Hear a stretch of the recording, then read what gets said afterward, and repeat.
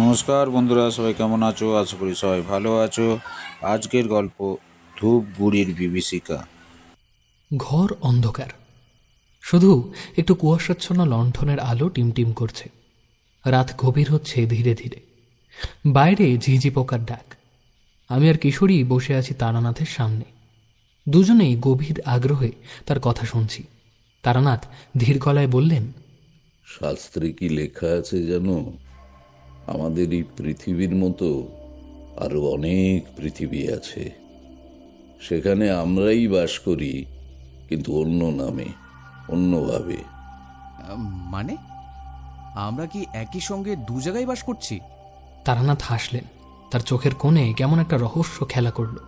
না না, ঠিক তেমন নয়। ধরো তুমি এখন এখানে বসে আছো, কিন্তু আরেকটা জগতে তুমি হয়তো অন্য কোথাও আছো, হয়তো অন্য কেউ হয়ে। হয়তো তুমি তখন এই কথা বলছই না, হয়তো এই আলোচনাটাই সেখানে ঘটছে না। সেটি কি করে সম্ভব? আমি তো জানি না যে আমি অন্য কোনো জগতে আছি। না না, তোমার জানা লাগবে না। যেমন তুমি এই মুহূর্তে তোমার শৈশবের কথা ভাবছো না, কিন্তু তবুও তা ঘটেছিল। তেমনি অন্য জগতে তুমি হয়তো অন্য জীবন নিয়ে ব্যস্ত আছো। কিশোরী একটু বিরক্ত হলো। কিন্তু আমরা তো নিজেদের কেবল একটাই জানি। যদি আমার কোনো অন্য রূপ থাকে, তাহলে তার সঙ্গে আমার কোনো সম্পর্ক নেই কেন? তারানাথ এবার চোখ বন্ধ করলেন, যেন রোমন্থন করে নিচ্ছেন কিভাবে বোঝানো যায়। তারপর ধীরে ধীরে বললেন, আছে আছে, সম্পর্ক আছে, কিন্তু সেটা অনুভব করো না।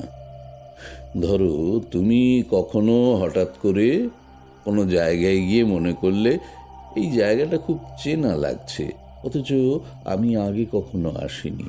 কিংবা এমন হয়েছে যে এই মুহূর্তটা যেন আগে কোথাও ঘটেছে।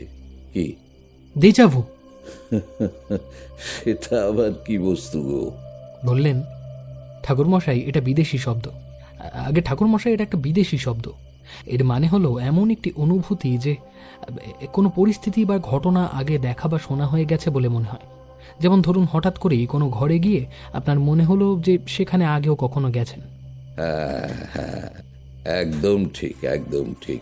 আর এটাই বহু বাস্তবের ছায়া। কখনো কখনো আমাদের মন আমাদের অন্য বাস্তব থেকে কিছু ঝলক অনুভব করতে পারে। এটা খুবই দুর্লভ, কিন্তু অসম্ভব নয়। তাহলে কি আমরা স্বপ্নেও অন্য বাস্তবের কিছুটা দেখতে পারি? অনেক সময় স্বপ্নও এক ধরনের জানালা। আচ্ছা, তোমরা কখনো স্বপ্ন দেখেছো যেখানে সবকিছু খুব বাস্তব মনে হয়, অথচ জেগে উঠে বুঝতে পারো যে সেটা তোমার জীবনের কোনো স্মৃতি নয়? মানে আমি যদি একটা স্বপ্নে দেখি যে আমি অন্য কোনো জায়গায় আছি, তো তাহলে সেটা সত্যি হতে পারে? হতে পারে, যদি তা কোনো এক বিকল্প বাস্তবের ছায়া হয়, কিন্তু সব স্বপ্নই এমন হয় না।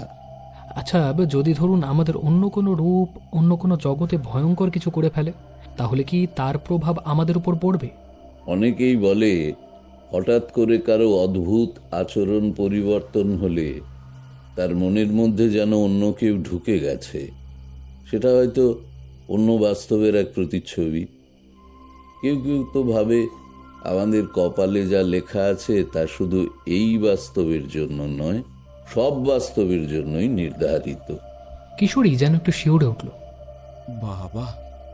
আচ্ছা ঠাকুরমশাই, আপনার কি কখনো এমন অনুভূতি হয়েছে যে আপনি অন্য কোথাও ছিলেন? তারানাথ একটু হাসলেন। অনুভূতি? আমি তো নিশ্চিত জানি, বহুবার এমন হয়েছে। আমি কোথাও গেছি, অথচ মনে হয়েছে আমি সেখানকার সব কিছু জানি। কোনো অচেনা লোকের সাথে কথা বলে মনে হয়েছে আমি ওকে বহু বছর চিনি। বহুবার, বহুবার হয়েছে এরকম। তার মানে কি আমরা একদিন সেই অন্য বাস্তবের সঙ্গে যোগাযোগ করতে পারবো? কেউ কেউ পারে, কেউ কেউ পারে না। কিন্তু প্রশ্ন হলো, সত্যি কি তা জানতে চাও তোমরা? কারণ কখনো কখনো সত্য তো জানার চেয়ে অজানা থাকাই ভালো। তারানাথ দীর্ঘশ্বাস ফেললেন। তারানাথ পাসিং শোয়ের শেষ অংশটা নারকেলের মালায় গুজে দিয়ে চোখ বন্ধ করে চুপ করে বসে আছে। ঘরের বাতাস যেন হঠাৎ ভারী হয়ে উঠল। লণ্ঠনের আলো ধীরে ধীরে কেঁপে উঠল। যেন কোনো অজানা শক্তি এই আলোচনার সাক্ষী। বৃহস্পতিবারের সন্ধ্যাটা ঠিক এভাবেই শুরু হয়েছিল। কিভাবে এই ধরনের আলোচনা সূত্রপাত হয়েছিল সেটা জানি না। অফিস থেকে ফেরার পথে আমি আর কিশোরী অদ্ভুত এক আকর্ষণে অভ্যেস মতন চলে এসেছি তারানাথ তান্ত্রিকের বাড়ি। কেউ আর কিছু বলল না, কিন্তু নিজেদের মনেই একটাই প্রশ্ন ঘুরপাক খাচ্ছিল। তারানাথ যা বলল সেটা কি শুধুই তত্ত্ব নাকি সত্যি এমন কিছু ঘটে? বেশ বুঝতে পারছিলাম। এই ধরনের শুরু গল্পকে একটা গভীর দার্শনিক ভিত্তি দেয়, যেখানে শ্রোতা প্রথমেই রহস্যের স্বাদ পায় এবং দরকার কৌশলে গল্পের দিক ধীরে ধীরে এগিয়ে যেতে হবে। যেন মনে হয় এই আলোচনা গল্পের পূর্বাভাস মাত্র। তারানাথের কথাগুলো শেষ হওয়ার পর আমরা দুজনে চুপচাপ বসেছিলাম। আলোচনাটা এতটাই গভীর যে কেউই সহজে বাস্তবে ফিরে আসতে পারছি না। আচ্ছা, আপনি বললেন কেউ কেউ অন্য বাস্তবের সঙ্গে যোগাযোগ করতে পারে। আপনি কি কাউকে এমন দেখেছেন ঠাকুরমশাই? দেখেছি, শুধু দেখিনি, নিজে জড়িয়েও পড়েছিলাম। কিভাবে কিভাবে? তারানাথ একটু হাসলেন, তারপর গভীরভাবে কিশোরীর চোখের দিকে তাকিয়ে বললেন, একবার ধূপগুড়িতে গিয়েছিলাম এক অদ্ভুত ঘটনার সূত্র ধরে। সেখানে একটা হোটেল ছিল, নীলাঞ্জন হোটেল। কিন্তু লোকমুখে শোনা যায় ওটা একটা হোটেল ছিল না, ছিল একটা ফাঁদ। একবার কেউ ঢুকলে সে নাকি আর আগের মানুষ থাকে না। তারানাথের নতুন গল্প আর নতুন অভিজ্ঞতা। আমরা এই টানেই তো বারবার ছুটে আসি। রাতের কলকাতা লোডশেডিং চলছে, ঘরের দেওয়ালে আমাদের ছায়া দুলছে। তারানাথ মৃদু আলোয় বসে আছেন, সামনে আমি আর কিশোরী, পাশে একটা লম্ফ জ্বলছে। ঠাকুরমশাই, আপনি বলছিলেন ধূপগুড়ির এক লোক এসেছিল আপনার কাছে, ব্যাপারটা কি? তার নাম বিপিন ঘোষ। খুবই চিন্তিত ছিল, ভাইয়ের জন্য চিন্তা। ভাইয়ের ওর ওর ভাইয়ের কি হয়েছে? তারানাথ চুপ করে একটু সময় নিয়ে বললেন, বিপিনের ভাই অমিতেশ একবার ধূপগুড়ির নীলাঞ্জন হোটেল বলে একটা হোটেলে গেছিল বেড়াতে। ভালোই ছিল, খাওয়া দাওয়া করছিল, ছবি তুলছিল। কিন্তু ঠিক 3 দিন পর হঠাৎই নিখোঁজ হয়ে গেল। কোনো খোঁজ নেই, পুলিশও খুঁজে পেল না। নিখোঁজ? তারপর? 5 দিন পর সে আবার ফিরে এলো, কিন্তু ফিরে আসার পর ও আর আগের মতো রইল না, একদম সম্পূর্ণ পাল্টে গেল। মানে? মানে সে যেন একটা সম্পূর্ণ অন্য মানুষ হয়ে গেছে। বাতাসের শব্দ যেন একটু বেড়ে গেল, জানলার পর্দা একটু নড়ে উঠল। আমরা দুজন তাকিয়ে রইলাম তারানাথের দিকে। কিভাবে বদলে গেল? তারানাথ নিজের দাড়িতে একবার হাত বুলিয়ে নিয়ে বললেন, অমিতেশ নাকি প্রায় সময় কোনো কথা বলে না, কিন্তু মাঝরাতে উঠে অদ্ভুত সব কথা বলে। দেয়ালের দিকে তাকিয়ে হাসে, কখনো নিজের নাম পর্যন্ত ভুলে যায়। আর আর সবচেয়ে ভয়ঙ্কর কথা কি জানো? কি? ও বারবার নাকি বলে, আমি ভুল জায়গায় ফিরে এসেছি, এটা আমার বাড়ি না। আমার আমার আসল জায়গা কোথায়? ভুল জায়গা ফিরে এসেছে মানে? আপনি কি মনে করেন ওই নীলাঞ্জন হোটেলে কিছু অদ্ভুত ঘটনা ঘটে? ঠিক সেটাই তো বুঝতে হবে। তাহলে আপনি ধূপগুড়ি গেলেন? হ্যাঁ, গেলাম। তবে সবার আগে গেলাম বিপিন ঘোষের বাড়িতে। আপনি কি মনে করেন ওই নীলাঞ্জন হোটেলে কিছু অদ্ভুত ঘটনা ঘটে? কোনো কিছুই এমনি এমনি ঘটে না হে বিভূতি। তাহলে এবার ওই সেই গল্পটা শুরু থেকে বলুন না। কলকাতার এক নিরিবিলি গলিতে বিপিন ঘোষের বাড়ি। সন্ধ্যার ঠিক আগে আমি সেখানে পৌঁছলাম।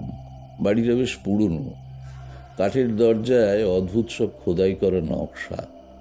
দরজা ঠেলে ঢুকতেই দেখতে পেলাম বিপিন ঘোষ বসে আছেন। বয়স ওই ধরো 40-এর কাছাকাছি, লম্বা গড়ন, চেহারায় ক্লান্তির ছাপ। আমাকে দেখে তিনি উঠে দাঁড়ালেন। আপনি তারানাথ? আমার বন্ধুরা আমাকে আপনার কথা অনেক বলেছেন। আসুন। বিপিন ঘোষ যে বেশ বড় লোক সেটা বলা যায় না, তবে অবস্থা সম্পন্ন ঘর, আধুনিক হাল ফ্যাশনের আসবাবপত্র সমস্ত ঘর জুড়ে রয়েছে। বসার ঘরে রুচিশীল মনের পরিচয় স্পষ্ট। আমাকে একটা গদি দেওয়া সোফায় বসিয়ে তিনি বললেন, আপনি বসুন তারানাথ বাবু, আমি তো চা জল খাবারের কথা বলে আসি। আমি প্রথম এত মোটা গদি দেওয়া সোফায় বসলাম। তো সে যাগে কিছুক্ষণ পরে বিপিন ঘোষ ফিরে এলেন, সঙ্গে একটা কাজের লোক। কাজের লোকটি টেবিলে চা আর মিষ্টির প্লেট নামিয়ে রেখে চলে গেল। তো বললাম, আমি শুনেছি আপনার ভাই অমিতেশের সাথে নাকি কিছু রহস্যজনক ঘটনা ঘটেছে, তো সেই ব্যাপারটা একটু বিস্তারিত যদি বলেন আমাকে আর কি। বিপিন দীর্ঘশ্বাস ফেললেন, তার চোখে মুখে গভীর উদ্বেগ। আপনাকে কি বলবো তারানাথ বাবু, আমার ভাইকে আমি আর চিনি না। যে অমিতেশ ধূপগুড়িতে গিয়েছিলেন সে আর ফিরে আসেনি। যে ফিরে এসেছে তাকে অমিতেশের মতন দেখতে হলেও যেন অন্য কেউ। আমি চুপ করে শুনছিলাম। বিপিন ঘোষ আমার সামনে আর একটা সোফায় বসলেন, তারপর ধীরে ধীরে বলতে শুরু করলেন। আমার ভাই অমিতেশ খুব সাধারণ মানুষ ছিল, ব্যবসা করত, কলকাতাতেই থাকতো। কিন্তু তার মধ্যেই একটা ব্যাপার ছিল, সে নতুন জায়গায় ঘুরতে ভালোবাসতো। বিশেষ করে যেসব জায়গা নিয়ে রহস্য আছে সেই সব জায়গায় যাওয়ার এক অদ্ভুত নেশা ছিল ওর। ও, তার মানে ওর অলৌকিক বিষয়ে আগ্রহ ছিল। সত্যি বলতে সে নিজেকে কোনোদিনও অত বিশ্বাসী বলতো না, কিন্তু সে সব সময় রহস্যময় জায়গা যাওয়ার নেশায় থাকতো। একবার সে পুরনো এক কেল্লায় ঘুরতে গিয়ে বলেছিল সে নাকি সেখানে কিছু অদ্ভুত আওয়াজ শুনেছে। আমি ভাবতাম এসব ওর কল্পনা। আচ্ছা, ধূপগুড়ির নীলাঞ্জন রিসোর্টে যাওয়ার ব্যাপারটা কি? বিপিন একটু থামলেন, যেন ঠিক মনে করতে চাইছিলেন। কমাস আগে সে এক বন্ধুর কাছে নীলাঞ্জন রিসর্টের বিষয়টা জানে। আমাকেও বলেও ছিল জায়গাটা নাকি একসময় এক জমিদারের বাংলো ছিল। সেখানে রহস্যজনকভাবে অনেক মানুষ নিখোঁজ হয়ে যায়। তার মানে সে এই রহস্য জানতো? হ্যাঁ, সে জেনে শুনেই গিয়েছিল, কিন্তু আমি জানতাম না। সে যে যাবেই সেই বিষয়ে আমাকে কিছু বলেনি, আমি জানতে পারিনি। যখনও ফিরে আসে কিন্তু সে একেবারে বদলে গিয়ে। আচ্ছা, ফিরে আসার পর ও কেমন আচরণ করছিল? আপনি বিশ্বাস করবেন না ঠাকুরমশাই, অমিতেশ ফিরে আসার পর থেকে ওর চোখের দৃষ্টি বদলে গিয়েছিল। ও মাঝরাতে বারান্দায় বসে থাকতো, ফিস ফিস করে কিছু বলতো, ঘরের আলো জ্বালিয়ে রাখতো না, এমনকি আমাদের কারোর সাথে চোখে চোখ রেখে কথাও বলতো না। সে কি কিছু বলতো? কোথায় গিয়েছিল, কি দেখেছিল? আমি বারবার জিজ্ঞেস করতাম, প্রথমে চুপ করে থাকতো। আর তারপর একদিন গভীর রাতে আমি শুনলাম ও আপন মনেই বলে যাচ্ছে আমি ভুল জায়গায় ফিরে এসেছি, আমি ওদের ফাঁকি দিতে পারবো না। ওরা, সে কার কথা বলছিল? আমি জানি না, কিন্তু সে আর আগের মানুষ ছিল না। তার কথা বলার ধরন বদলে গিয়েছিল, তার অভ্যাস বদলে গিয়েছিল। মাঝরাতে ঘরের কোণে দাঁড়িয়ে থাকতো, দেওয়ালে তাকিয়ে ফিস ফিস করতো। সে কি কখনো বলেছিল রিসর্টে তার সাথে কিছু হয়েছিল? হ্যাঁ, একদিন আমি ওকে খুব চাপ দিয়ে জিজ্ঞেস করলাম, তখন ও ফিস ফিসিয়ে বলল ওরা দরজা বন্ধ করেছিল। আমি বেরোতে চেয়েছিলাম কিন্তু আমার শরীর আটকে গিয়েছিল, আমি একা ছিলাম না। তারপর সে কাঁপতে কাঁপতে বলল ওরা এখানে এসে আমায় খুঁজছে, আমি মুক্ত নই। আমি এক গভীর শ্বাস নিলাম, কিছু একটা নিশ্চিত। নীলাঞ্জন রিসর্টে সত্যিই কিছু ঘটেছিল। আমি চুপচাপ বসেছিলাম। বিপিনবাবু এক গ্লাস জল খেলেন। আমি বললাম, আচ্ছা, আপনার ভাই এখন কোথায়? সে এখন এক মনোরোগ বিশেষজ্ঞের তত্ত্বাবধানে হাসপাতালে আছে। ডাক্তার বলছে এটা কোনো মানসিক আঘাতের ফল, কিন্তু আমি জানি এর পেছনে নিশ্চয়ই অন্য কিছু আছে। আপনি আমাকে রিসর্টের ঠিকানাটা দিতে পারবেন? আপনি কি ওখানে যাবেন? এত দূর এসেছি, রহস্যের সামনে গিয়ে দাঁড়াবো না, কিন্তু তার আগে আপনার ভাইয়ের সঙ্গে একবার দেখা করতে চাইছি। আপনি যদি হাসপাতালে একবার খবর পাঠিয়ে দেন তাহলে খুব ভালো হয়। বেশ, আপনি যেটা ভালো বুঝবেন। আমি সব ব্যবস্থা করে দিচ্ছি, তবে সাবধানে থাকবেন, কেমন? আমি মাথা নেড়ে সম্মতি জানালাম। কয়েকদিনের মধ্যেই আমি ধূপগুড়ির পথে রওনা হব এক রহস্যের মুখোমুখি হওয়ার জন্য। বিপিন ঘোষের বাড়ি থেকে বেরিয়ে আমি রাস্তায় একটু দাঁড়ালাম। আকাশ কালো হয়ে এসেছে। কলকাতার বাতাসে একটা ভারী ভাব। ভাবছিলাম সরাসরি ধূপগুড়ি যাওয়ার আগে একবার অমিতেশের সঙ্গে দেখা করাই ভালো। সে যদি সত্যি কিছু বলতে পারে তাহলে রহস্যের কিছুটা জট খুলতে পারে। পরদিন সকালে আমি মানসিক হাসপাতালের উদ্দেশ্যে বেরোলাম। জায়গাটা শহরের একটু বাইরে, নিরিবিলি পরিবেশ। গেটের বাইরে পৌঁছে দেখি হাসপাতালের চারপাশে উঁচু পাঁচিল, ভেতরে গা ছমছমের নীরবতা। গেটের পাহারাদারকে আমার পরিচয় দিয়ে বললাম, আমি তারানাথ চক্রবর্তী, বিপিন ঘোষের পরিচিত। উনি একটা অনুমতি পাঠিয়েছেন যাতে আমি অমিতেশ ঘোষের সাথে দেখা করতে পারি। পাহারাদার আমাকে ভেতরে ঢোকার অনুমতি দিল। ওয়ার্ডের ভেতরটা নীরব, শুধু মাঝে মাঝে রোগীদের ফিসফাস আর করিডোরের বাতাসের শোঁ শোঁ শব্দ। নার্সের সাথে আমি একটা ঘরের সামনে এসে দাঁড়ালাম। দরজাটা আধা খোলা। নার্স বলল, ওনার কিন্তু মনের অবস্থা ভালো না। বেশি যদি উনি উত্তেজিত হয়ে যায় তাহলে কিন্তু ডাক্তারকে রাখবেন। আমি মাথা নাড়িয়ে সম্মতি দিলাম। তারপর ধীরে ধীরে ঘরের ভেতরে ঢুকলাম। অমিতেশ কোনার এক জানালার পাশে বসে আছে। চোখ দুটো কোটরের ভেতর একেবারে ডেবে গেছে। একসময় সুস্থ স্বাভাবিক একজন মানুষের যে মুখ, সেটা এখন অদ্ভুত ভীতিকর। সে ফাঁকা দৃষ্টিতে বাইরের দিকে তাকিয়ে আছে, যেন সেখানে কিছু দেখছে যেটা আমার চোখে পড়ছে না। আমি এগিয়ে গেলাম, কাছে গিয়ে ডাকলাম, অমিতেশবাবু, অমিতেশবাবু। সে ধীরে ধীরে আমার দিকে তাকালো। চোখের ভেতর এক অদ্ভুত শূন্যতা। তোমাকে পাঠিয়েছে ওরা? আমি চমকে গেলাম। কে ওরা? অমিতেশ কিছুক্ষণ চুপ করে থাকলো, তারপর মাথা ঝাঁকিয়ে বলল, তুমি জানো না? তুমি জানো না, কিন্তু ওরা জানে। হ্যাঁ, ওরা সব জানে। আমি শুধু জানতে চাই নীলাঞ্জন রিসর্টে তোমার সঙ্গে কি ঘটেছিল, বলো। তুমি কি সত্যি জানতে চাও? হ্যাঁ, সত্যি জানতে চাও? জানলে ফিরতে পারবে তো? আমি চুপ করে থাকলাম। অনুভব করলাম যে এই অবস্থায় এর থেকে বিশেষ কিছু জানা সম্ভব নয়। তোমরা তো চন্দ্র দর্শনের কথা আগেও শুনেছ আমার কাছে। কপালের ঠিক মাঝখানে দুটো চোখের দৃষ্টি একত্রিত করে মনোসংযোগ করলে একটা নীল জ্যোতি দৃশ্যমান হয়। আমি ওর কপালের মাঝখানে আঙুল দিলাম, মনে মনে মন্ত্র উচ্চারণ করতে লাগলাম। মিনিট দুয়েক পরে অমিতেশ একটা ঝাঁকুনি দিল। তাকিয়ে দেখলাম ওর চোখ দুটো বন্ধ। এই ব্যবস্থা বেশিক্ষণ ধরে রাখা যায় না। তার উপর সামনের মানুষটি যদি মানসিকভাবে বিপর্যস্ত হয় তাহলে তো কথাই নেই।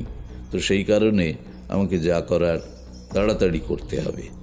তা আমি ওকে ধীরে ধীরে জিজ্ঞাসা করলাম, তুমি বলার চেষ্টা করো, আমি শুনছি। কয়েক সেকেন্ড নীরবতা। তারপর অমিতেশ আবার ফিসফিস করে বলতে শুরু করলো, আমি সেখানে গিয়েছিলাম একা। রাতে রুমে ঢোকার পরে অদ্ভুত অনুভূতি হচ্ছিল।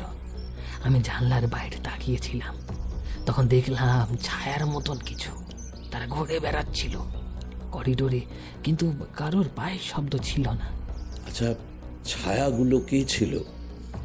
ছায়াগুলো কে ছিল বলো। আমি জানতাম না। তারা মানুষ নয়, কিন্তু মানুষের মতন দেখায়। আমি প্রথমে ভয় পাইনি, কারণ আমি জানতাম না কি ঘটে চলেছে। সময় থেমে গিয়েছিল, কিন্তু তারপর দরজায় শব্দ হলো। কে ছিল দরজার ওপাশে? দরজার ওপাশ থেকে আমি নিজেকে দেখেছিলাম। আমি এবার সত্যিই শিহরিত হলাম। মানে? হ্যাঁ, আমি দরজা খুলে দেখি আমি নিজে দাঁড়িয়ে আছি, কিন্তু আমার চেহারাটা যেন একটু আলাদা। চোখগুলো শুকনো, ঠোঁটের কোণে একটা অদ্ভুত হাসি, যেন কেউ আমার রূপ ধরে আছে। আমার শির দ্বারা বেয়ে একটা ঠান্ডা স্রোত বয়ে গেল। তারপর আমি আমি দরজা বন্ধ করতে চাইছিলাম, কিন্তু আমি পারলাম না। আমি হাত বাড়ালাম, আর সেই আমি, সে সে আমার হাত ধরে টান দিল। আমি আর কিছু মনে করতে পারছি না, শুধু মনে আছে আমি একটা অন্ধকারে তলিয়ে যাচ্ছিলাম। তারপর যখন জ্ঞান ফিরল, তখন আমি এখানে। আমি গভীর চিন্তায় পড়ে গেলাম। মানে মানে তুমি কি বলতে চাইছো? তুমি বলতে চাইছো যে তুমি সত্যিকারের অমিতেশ নও? অমিতেশ এবার আমার দিকে তাকিয়ে একেবারে শীতল গলায় বলল, আমি জানি না আমি কি, সেটাই ভুলে গেছি।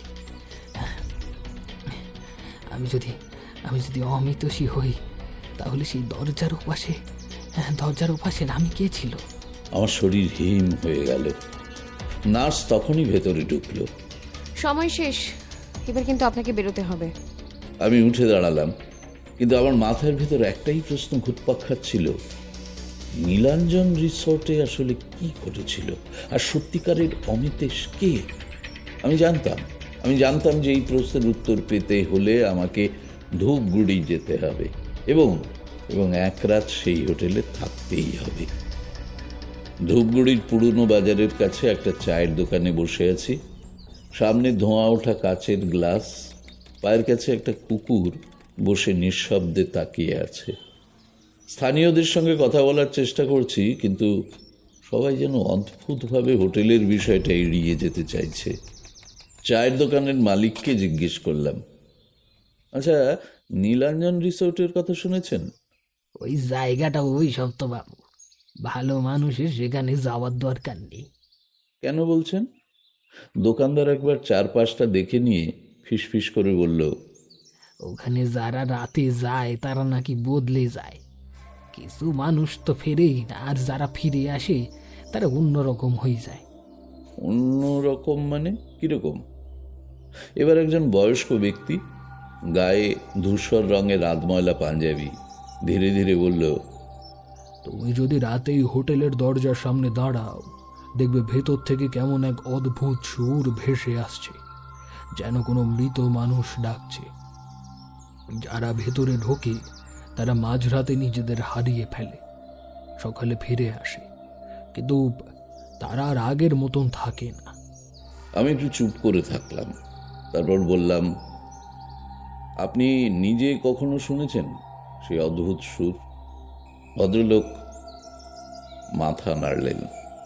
আমি আবার জিজ্ঞেস করলাম, তাহলে রিসর্টটা কি বন্ধ? এক যুবক যে এতক্ষণ পাশে বসেছিল, আমার প্রশ্নটা শুনে সে হেসে উঠল। আরে না না, কাগজে কলমে তো সব ঠিকই আছে। রিসর্ট এখনো চালু, বরং শহরের এক নাম করা জায়গা, কিন্তু লোকজন ওখানে এখন বেশি যেতে চায় না। আমি জিজ্ঞাসা করলাম, হোটেল মালিককে? রমেশ পাল। লোক বেশ ভালো, কিন্তু ওর হোটেল নিয়ে কথা বললি রেগে যায়, বলে সব বাজে গুজব। তাহলে উনি এখন কোথায়? সকালে হোটেলেই পাবেন। আপনি কি সত্যি জাতি চান? এত দূর এসেছি, এখন ফিরে যাওয়াটা ঠিক হবে না। সকালবেলা কুয়াশার চাদরে ঢাকা ধূপগুড়ির পথ ধরে এগিয়ে চললাম। রিসোর্টের কাছাকাছি এসে দেখলাম জায়গাটা বেশ সুন্দর। দোতলা কাঠের রিসোর্ট, সামনে একটা বড় পাথরের রাস্তা, চারপাশে চা বাগান। রিসোর্টের মালিক রমেশ পাল দরজার সামনে দাঁড়িয়েছিলেন। দেখেই বুঝলাম মানুষটি সৎ এবং শিক্ষিত। হ্যাঁ বলুন, কি চাই? আমি কলকাতা থেকে এসেছি। বিপিন ঘোষ আপনার হোটেলে আমার থাকার ব্যবস্থা করেছেন। রমেশ প্রথমে একটু অস্বস্তিতে পড়ে গেলেও দ্রুত স্বাভাবিক হয়ে বলল, ও বিপিনবাবু তার করেছেন আপনার নাম করে। আপনি নাকি প্যারানর্মাল ইনভেস্টিগেটর? জীবনে প্রথম এই অদ্ভুত শব্দটা শুনলাম। জিজ্ঞাসাও করতে পারছি না। মনে সংকোচ হচ্ছে। হেসে বললাম, বিপিনবাবুর ভাই আপনাদের এই হোটেলেই তো উঠেছিলেন, তাই না? দেখুন তারানাথ বাবু, তিনি উঠেছিলেন ঠিক কথা, ওনার মানসিক সমস্যা হয়েছে সেটাও ঠিক কথা, কিন্তু তার জন্য আমার হোটেল কেন দায়ী হবে? পরিস্থিতি গরম হয়ে যাচ্ছে দেখে আমি বললাম, না না, আমি তা বলছি না। আপনি যতক্ষণ আছেন আপনার এই হোটেলে কোনো সমস্যাই নেই রমেশবাবু, আপনি চিন্তা করবেন না। এই কথাটাতে কাজ হলো। রমেশ পাল শান্ত হলেন, বললেন, এইসব জানেন তো অন্য হোটেল মালিকদের কাজ, হিংসা করে তারা। এই হিংসা করে এসব গুজব ছড়াচ্ছে আমার এই হোটেলের নামে। দেখুন, আমি একটু খোঁজ খবর করব, এতে আপনার হোটেলেরই মঙ্গল হবে। আমি চেষ্টা করব যাতে এই গুজব আর কেউ ছড়াতে না পারে। আপনি ব্রাহ্মণ মানুষ, তার উপর সাধনা করেন। একটু দেখুন তারানাথ বাবু, নিত্যদিন পুলিশ, গোয়েন্দা, কাজের লোক, কৌতূহলী লোক সবাই এসে ঝঞ্ঝাট করে, শুধু হোটেলের কোনো অতিথিই আসছে না। আমার তো ঘর সংসার আছে, আমার চলবে কি করে? এই আপনি শুধু বাকি ছিলেন আসতে, এরা আপনিও হাজির, ভূত ধরার গোয়েন্দা। আহ, একটানা গড়গড় করে কথাগুলো বলে রমেশ পাল হাঁপাতে লাগলেন। বুঝলাম ওই অদ্ভুত শব্দগুলোর মানে ভূত ধরার গোয়েন্দা। নিজের মনেই হেসে উঠলাম। ভূত আবার ধরার জিনিস নাকি? বললাম, আমি তো আছি, দিন চারেক সব ঠিক করে দেব, কিচ্ছু ভাববেন না। কি জানি, আপনাকে দেখে কেন জানি না বেশ ভরসা পাচ্ছি।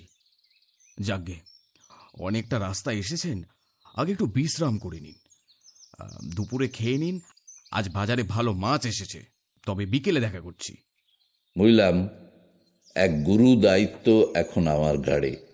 মন শান্ত রাখতে হবে, একটু ভুল হলেই সব শেষ হয়ে যাবে। জীবনে কখনো এই হোটেল নামক জায়গায় আমি থাকিনি। আমি ঘরে ঢুকে চারপাশটা ভালো করে দেখলাম। কাঠের মেঝে, হালকা হলুদ রঙের দেয়াল, একপাশে বড় একটা আয়না।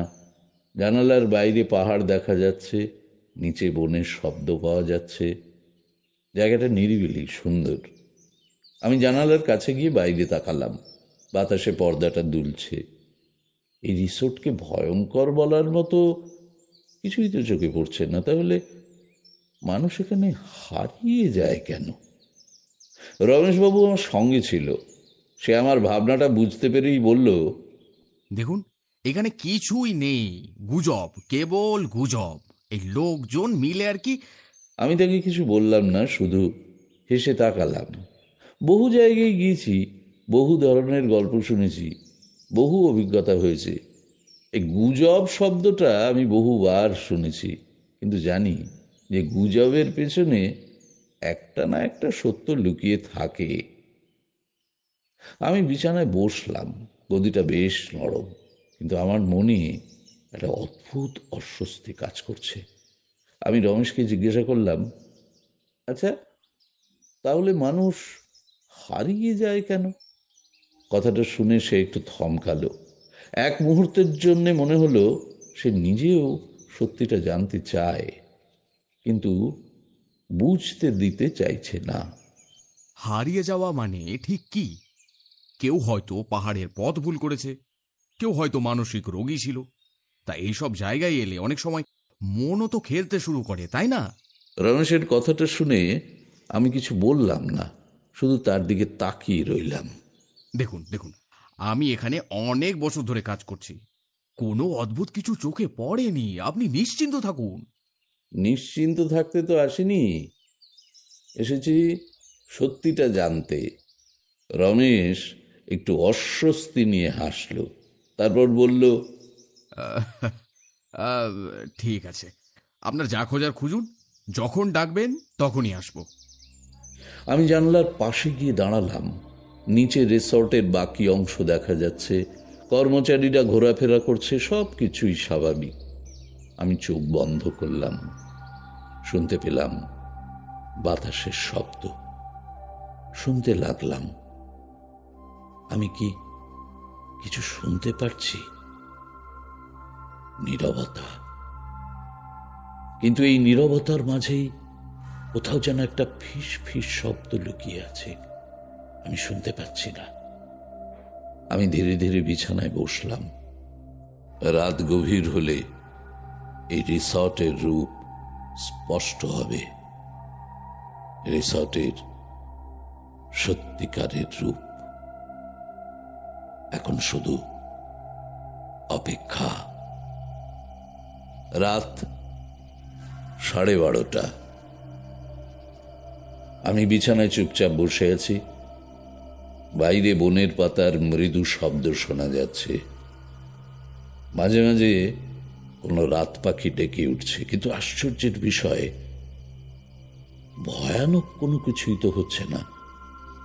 আমি এত কিছু শুনে, এত কিছু কল্পনা করে এখানে এসেছিলাম, অথচ জায়গাটা যেন ঠিক তেমনই স্বাভাবিক। কিছুই কি ঘটবে না? আমি উঠে দাঁড়ালাম, জানালার বাইরে তাকালাম। সবকিছু শান্ত, সবকিছু নিস্তব্ধ। আমার মনে একটা কৌতূহল কাজ করলো, রুমের বাইরে গিয়ে একটু দেখলে কেমন হয়। ঠিক তাই করলাম। আস্তে করে দরজা খুলে বেরিয়ে এলাম। করিডরে নরম হলুদ আলো জ্বলছে, নিস্তব্ধতা অক্ষুণ্ণ। আমি সিঁড়ি বেয়ে আস্তে আস্তে নিচে নামলাম। হোটেলের দরজার কাছেই একটা ছোট্ট ডেস্ক রাখা, তার উপরে একটা বড় খাতা। একজন বছর 30-এর যুবক ডেস্কের উপর বসে আছে। ছেলেটি হাসি খুশি চেহারা, বেশ প্রাণবন্ত লাগছে। আমাকে দেখে সে মুচকি হেসে বলল, কিছু লাগবে দাদা? আমি একটু থমকালাম। এত রাতেও যদি হোটেলের কর্মচারী থাকে, তাহলে তাহলে কি আসলে সবটাই গুজব? আমি একটু এগিয়ে গেলাম, বললাম, তোমার নাম কি? ছেলেটি হাসতে হাসতে বলল, হ্যাঁ, আমার নাম সঞ্জয়। ও, বাড়ি কত দূর? এই কাছেই থাকি। এরপর ওকে প্রায় একটানা জিজ্ঞেস করে জানলাম যে সে প্রায় 3 বছর ধরে এখানে কাজ করছে। বাড়িতে বাবা, মা, বোন সবাই আছে, ইত্যাদি ইত্যাদি। সঞ্জয়ের মধ্যে কোনো অস্বাভাবিক কিছু দেখলাম না। চমকে গেলাম আমি। তাহলে হচ্ছেটা কি? আমি জিজ্ঞাসা করলাম, আচ্ছা, তুমি কি প্রায়ই রাতে এখানে থাকো? হ্যাঁ দাদা, প্রায় রোজই থাকি। রাতে অতিথিরা যদি কিছু চান তাহলে এখানে বসে থাকি। 3 বছর ধরে এখানে কাজ করছে, তাহলে সে তো রিসর্টের প্রায় সব কিছুই জানবে। তো আমি এবার একটু অন্যভাবে প্রশ্ন করলাম, তাহলে কি কখনো কিছু অদ্ভুত দেখেছো? না তো, কিছুই দেখিনি। আমি তো প্রায় রোজ রাতেই থাকি, কিন্তু কোনো সমস্যাই হয়নি। কেউ কখনো হারিয়ে যায়নি, কেউ কখনো কোনোদিনও অদ্ভুত আচরণ করেনি। অবাক হয়ে আমি আবার জিজ্ঞাসা করলাম, আচ্ছা, সকালে তোমার ডিউটি কখন শেষ হয়? সকাল 9টার দিকে রমেশ কাকু এলে আমি বাড়ি চলে যাই। আমি এবার সত্যিই বিভ্রান্ত হলাম। জিজ্ঞাসা করলাম যে এত বছর ধরে যে গুজব ছড়িয়ে আছে, তাহলে তার ভিত্তি কি? সঞ্জয় একটু লজ্জা লজ্জা মুখ করে আমার সিগারেটের প্যাকেটের দিকে তাকালো।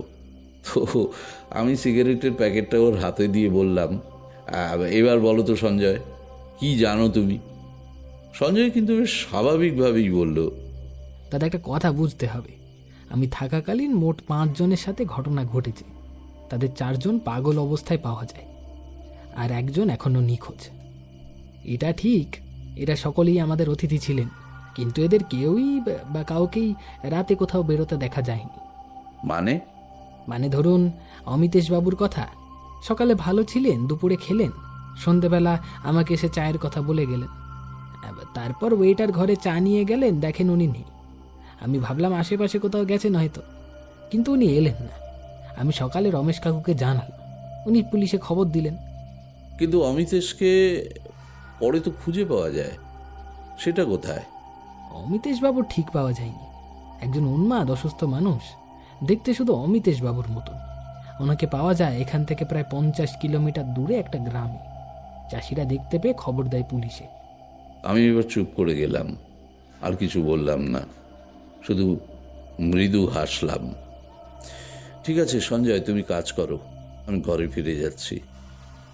হাসি মুখে মাথা নেড়ে সঞ্জয় বলল, ঠিক আছে দাদা, কিছু লাগলে অবশ্যই বলবেন। সব কিছু স্বাভাবিক, তবু কোথাও যেন একটা গূঢ় সত্য লুকিয়ে আছে। তাহলে আমি কি সত্যি ভুল জায়গায় খুঁজছি, নাকি এখনো সময় আসেনি সত্যিটা প্রকাশ পাওয়ার? ঘরে ফিরে এসে আমি আয়নার সামনে দাঁড়ালাম। নিজের প্রতিবিম্বের দিকে তাকিয়ে ভাবতে লাগলাম, এই জায়গাটা কি সত্যিই স্বাভাবিক, নাকি আমি এমন কিছু দেখছি না যেটা এখানে রয়েছে? একটা দ্বন্দ্ব আমার ভেতরে, একটা দ্বন্দ্ব কাজ করছে। এত কিছু শুনলাম, এত কিছু জানলাম, অথচ এখানে এসে দেখছি কিছুই ঘটছে না। অদ্ভুত। কিন্তু এমনও তো হতে পারে আমি যে কিছু দেখব, এমন তো কোনো নিশ্চয়তা নেই। আমি উঠে জানালার পাশে গিয়ে দাঁড়ালাম। ধরো যদি এখানে সত্যিই কিছু অস্বাভাবিক না ঘটে, তবে এত গুজব কেন? এত মানুষ কেন বলছে যে এখানে এসে কেউ পাগল হয়ে যায়, কেউ হারিয়ে যায়? আমি নিজের মনে উত্তর খোঁজার চেষ্টা করলাম। প্রথম সম্ভাবনা, গুজব। লোকজন গল্প বানিয়ে নিয়েছে আর তাতে রহস্য জুড়ে দিয়েছে। হয়তো সত্যিই কেউ নিখোঁজ হয়নি। দ্বিতীয় সম্ভাবনা, অসাধারণ কিছু ঘটছে, কিন্তু সবাই সেটা ধরতে পারছে না। যদি এখানে কিছু অলৌকিক ঘটে, তবে হয়তো সেটা সাধারণ মানুষের চোখে ধরা পড়ছে না বা পড়ে না। আর তৃতীয় সম্ভাবনা, এই হোটেলের ভেতরে কিছু গোপন রহস্য আছে। এই হোটেলের ভেতরে কি এমন কিছু আছে যা বাইরে থেকে বোঝা যায় না? আমি আবার আয়নার সামনে গিয়ে দাঁড়ালাম। একটা কথা মাথায় এলো, আয়নার রহস্য। এই হোটেলের আয়নাগুলো একটু অদ্ভুত। আমার মনে পড়ল, অনেক জায়গায় এমন ঘটনা ঘটেছে যেখানে আয়না ভিন্ন মাত্রার দরজা হিসেবে কাজ করে। এই হোটেলের আয়নাগুলো কি তেমন কিছু? আমি ধীরে ধীরে আয়নার সামনে গিয়ে দাঁড়ালাম। নিজের মুখের দিকে তাকালাম। প্রায় 1 মিনিট ধরে তাকিয়ে রইলাম। হঠাৎ মনে হলো, আমার প্রতিবিম্ব আমার থেকেও একটু বেশি গভীরভাবে আমার দিকে তাকিয়ে আছে। আমি তৎক্ষণাৎ চোখ সরিয়ে নিলাম। না না না না, এসব ভাবলে হবে না। আমার মাথা ঠান্ডা রাখতে হবে।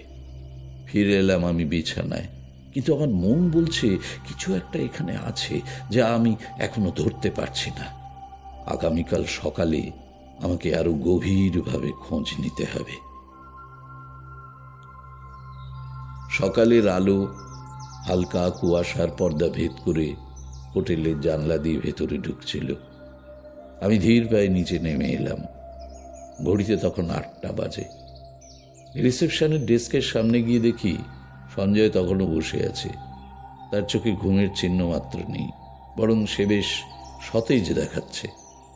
আমি ডেস্কের সামনে দাঁড়াতেই সঞ্জয় হাসি মুখে বলল, কেমন ঘুম হলো দাদা? আমি একটু বিরক্ত হলাম, কারণ সত্যি বলতে আমার ঘুম তেমন ভালো হয়নি।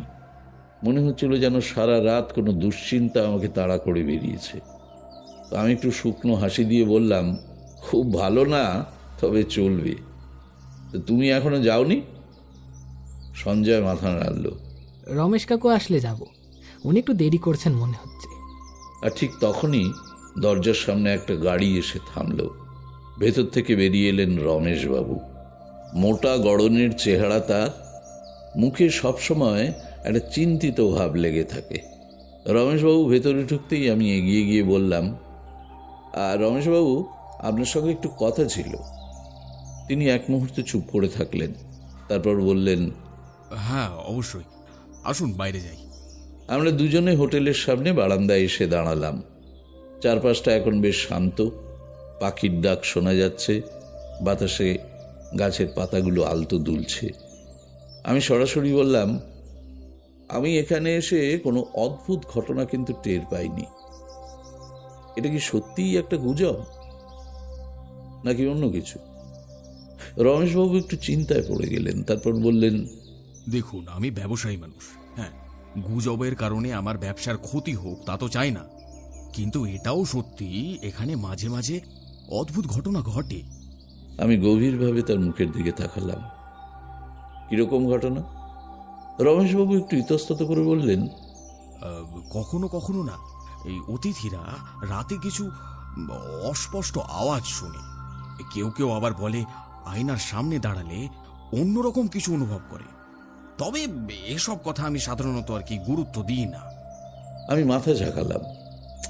আমি চাই আজ রাতে একটা বিশেষ পুজো করতে। আপনাকে অনুমতি দিতে হবে। কিসের পূজা? আমি শান্ত স্বরে বললাম, দেখুন, তন্ত্র মতে কিছু পরীক্ষা করতে চাই আমি, যাতে বোঝা যায় যে এই জায়গার প্রকৃত প্রকৃতি কি। আচ্ছা, কি কি করতে হবে? আমি কিছু মন্ত্র উচ্চারণ করব আর কিছু প্রসাদ নিবেদন করব, কিন্তু একজন যোগ্য মানুষের দরকার যে আমার নির্দেশ মেনে চলতে পারবে। সঞ্জয়কে নিয়ে নিতে পারেন, সে খুব বুদ্ধিমান ছেলে। সেটাই আমার ইচ্ছে ছিল। আর আপনি আপনি কি আজ রাতে থাকবেন? আমি আমি মানে আমার তো অনেক কাজ। আপনার উপস্থিতি খুব জরুরি, কারণ এখানে কি হচ্ছে সেটা আপনাকে নিজের চোখে দেখা দরকার, জানা দরকার। আচ্ছা, ঠিক আছে, থাকবো তাহলে। ভালো, তবে কাউকে কিছু বলবেন না। যদি এখানে সত্যিই কিছু অশুভ শক্তি থাকে, তাহলে আমরা আগে ভাগে সতর্ক হলে সে লুকিয়ে যেতে পারে। রমেশবাবু আর কিছু বললেন না, শুধু মাথা নাড়লেন। আমি সঞ্জয়ের দিকে ফিরে বললাম, সঞ্জয়, তুমি কি আজ রাতে থাকতে পারবে? সঞ্জয় হাসি মুখে বলল, অবশ্যই দাদা, নতুন কিছু শিখতে পারবো। উত্তরে আমি একটু হাসলাম। আমার মন বলছে এই রাতে কিছু একটা হবেই, হয় সত্য বের হবে, নয়তো আরো গভীর ধাঁধায় হারিয়ে যাব। আমি রমেশবাবুর দিকে তাকিয়ে বললাম, আচ্ছা, আপনি কি বলতে পারেন যে এই জায়গার কোনো পুরনো ইতিহাস আছে কিনা? রমেশবাবু একটু চুপ করে থাকলেন, তারপর ধীরে ধীরে বললেন, এই জায়গাটা আমি যখন কিনেছিলাম তখন এটা একেবারে ঝোপে ঝাড়ে ভর্তি ছিল, মানে প্রচুর গাছপালা আর জঙ্গল ছিল এখানে। জায়গাটা পরিষ্কার করে হোটেল বানাতে অনেক পরিশ্রম করতে হয়েছে। জানি, কিন্তু তার আগের ইতিহাস? আমার বাবা বলতেন বহু বছর আগে, মানে ওই ব্রিটিশ আমলের সময়, এখানে একটা ইংরেজদের ক্লাব ছিল। কিরকম ক্লাব? আসলে এটা এক ধরনের মানে প্রাইভেট ক্লাব ছিল আর কি। মানে শুধু ব্রিটিশ অফিসাররা এখানে আসতে পারতেন, স্থানীয়দের এখানে ঢোকার কোনো অনুমতি ছিল না। তা শুনেছি ক্লাবে প্রায় পার্টি হতো, মদ চলতো, নাচ গান হতো। কিন্তু একদিন হঠাৎ করে ক্লাব বন্ধ হয়ে যায়। কেন? কারণ মানে সঠিক কারণ তো কেউ জানে না, তবে বলা হয় একদিন রাতে ক্লাবে কি যেন একটা মানে ভয়ঙ্কর ঘটনা ঘটে। তারপর থেকেই জায়গাটা ধীরে ধীরে পরিত্যক্ত হয়ে যায়। কি ধরনের ভয়ঙ্কর ঘটনা? আর তা ঠিক জানা যায় না। কেউ বলে এক ব্রিটিশ অফিসার এখানে খুন হয়েছিলেন, আবার কেউ বলে কোনো মেয়ের নাকি অস্বাভাবিক মৃত্যু হয়েছিল। তারপর ক্লাবটা বন্ধ হয়ে যায়, ধীরে ধীরে তা ভেঙে পড়ে। অনেক বছর পর জায়গাটা একেবারে জঙ্গলে ঢেকে যায়।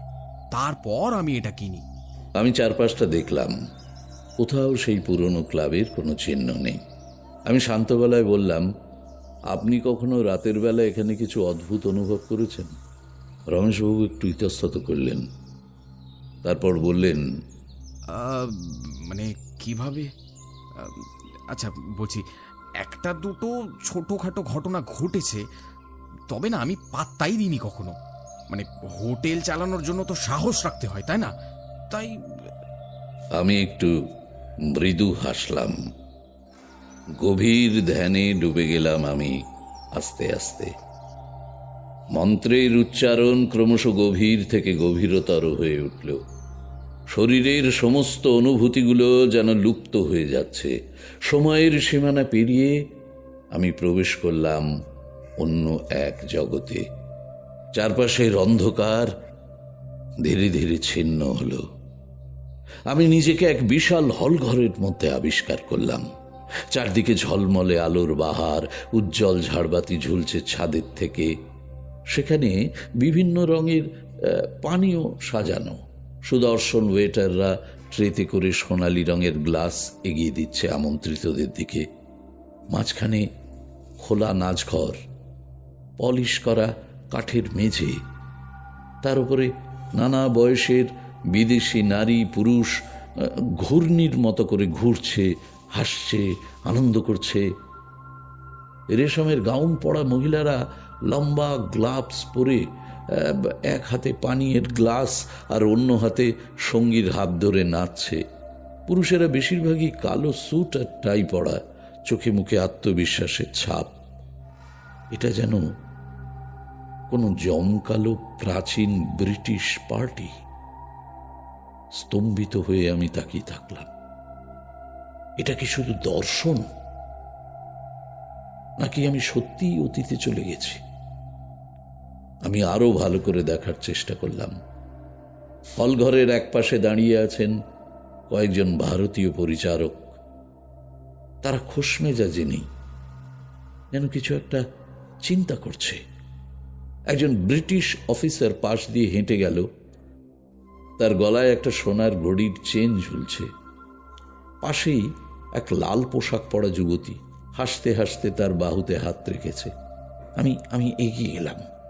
চারপাশের শব্দ যেন ধীরে ধীরে ম্লান হয়ে আসছে। আমি বুঝতে পারছি এই জায়গাটা সেই হারিয়ে যাওয়া ব্রিটিশ ক্লাব। এখানে কিছু একটা ঘটেছিল, কিছু ভয়ঙ্কর। আমি আরো গভীরে প্রবেশ করতে চাইলাম, সত্যিটা জানতে চাইলাম। আর ঠিক তখনই হলঘরের আলো ঝাপসা হয়ে এলো। একটা বিকট চিৎকার কানে এলো। আমি ঘুরে তাকালাম। একজন মহিলা মেঝেতে পড়ে আছে। তার সাদা পোশাকে রক্তের দাগ ছড়িয়ে পড়েছে। কেউ একজন তাকে খুন করেছে। চারপাশের মানুষের চিৎকার, বিশৃঙ্খলা, ছুটোছুটি। হঠাৎ করেই আমার সামনে এক ছায়ামূর্তি এসে দাঁড়ালো। তার চোখ দুটো যেন আমাকে ভেদ করে দেখতে পাচ্ছে।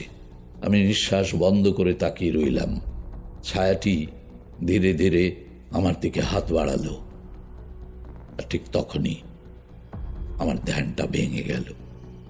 আমি আবার ফিরে এলাম নিজের শরীরে, পুজোর জায়গায়। চারপাশে নিস্তব্ধতা, শুধু আমার কপাল থেকে ঘাম গড়িয়ে পড়ছে। আমি ধীরে ধীরে চোখ খুললাম, দরজা খুলে বাইরে এলাম। বাইরে রমেশবাবু আর সঞ্জয় হতভম্ব হয়ে আমাকে দেখছে। আমি নিচু গলায় বললাম, আমি সব দেখেছি, সব বুঝেছি। রমেশবাবু হতভম্ব হয়ে তাকিয়ে রইলেন। তার মুখ থেকে কোনো কথা বেরোচ্ছে না। আমি ধীরে ধীরে উঠে দাঁড়ালাম। শরীরে যেন এখনো ধ্যানের রেশ রয়ে গেছে। পুজোর ধূপের গন্ধ মিলিয়ে যাচ্ছে বাতাসে। আমি শান্ত কণ্ঠে বললাম, রমেশবাবু, এটা একটা সময়ের ফাঁদ। এই রিসর্টটা শুধু একটা জায়গা নয়, এটা দুই সময়ের সংযোগ স্থল। এই ধরনীতে এমন কিছু কিছু জায়গা আছে যেখানে অতীত আর বর্তমান একসঙ্গে বিরাজ করে। সাধারণ মানুষ সেটা অনুভব করতে পারে না, কিন্তু কেউ যদি ভুলবশত পুরনো সময়ের সীমানা পেরিয়ে যায়, তাহলে সে আর ফিরে আসতে পারে না। তার আত্মা আটকে যায় পুরনো সময়ে, আর শরীর বর্তমানের জগতে থেকে যায়। তখন সে পাগলের মতো আচরণ করে, কারণ তার মন আর শরীর দুই সময়ের মাঝে বিভক্ত হয়ে থেকে যায়। রমেশবাবু ভয় কাঁপতে কাঁপতে বললেন, তাহলে অমিত এসো? ঠিক তাই। সে ভুল করে পুরনো সময়ের গণ্ডি পেরিয়ে গেছে। তার মন আটকে আছে সেই ব্রিটিশ ক্লাবের পার্টির মধ্যে, আর শরীর ফিরে এসেছে বর্তমান সময়ে। সে বুঝতেই পারছে না যে সে কোথায় আছে। সঞ্জয় এতক্ষণ চুপচাপ ছিল, এবার ফিসফিস করে বলল, তাহলে কি এই জায়গা অভিশপ্ত? আমি হাসলাম। না না, এটা অভিশপ্ত নয়, এটা এক ধরনের সময়ের ভুল। প্রকৃতি মাঝে মাঝে এই ধরনের জায়গা তৈরি করে যেখানে সময়ের প্রবাহ অস্বাভাবিক হয়। যারা সংবেদনশীল তারাই কেবল এটা অনুভব করতে পারে। রমেশবাবু হতাশ হয়ে বললেন, কিন্তু কিভাবে এই সমস্যার সমাধান করা সম্ভব? আমি গম্ভীর স্বরে বললাম, আমি একটি যজ্ঞ করব যাতে দুই সময়ের সূক্ষ্ম সংযোগ মুছে যায়, ভবিষ্যতে যেন কেউ আর এই ফাঁদে না পড়ে। তন্ত্রমতে কিছু বিধিবিধান রয়েছে যেগুলো সঠিকভাবে করলে এই দুই সময়ের বিভেদ দূর করা সম্ভব। রমেশবাবু উদ্বিগ্ন হয়ে জিজ্ঞাসা করলেন, আপনি কি এটার নিশ্চয়তা দিতে পারবেন? তন্ত্রে অনেক কিছুই সম্ভব রমেশবাবু, তবে মানুষ যদি নিজেই ভাগ্যের বিরুদ্ধে চলে যায় তাহলে তাকে ফেরানো খুব মুশকিল। আমি শুধু পথ দেখাতে পারি মাত্র। কি করতে হবে ঠাকুরমশাই? তোমাকে একটা বিশেষ কাজ করতে হবে সঞ্জয়। এই হোটেলের দরজায় এক বিশেষ তাবিজ বেঁধে দেব আমি।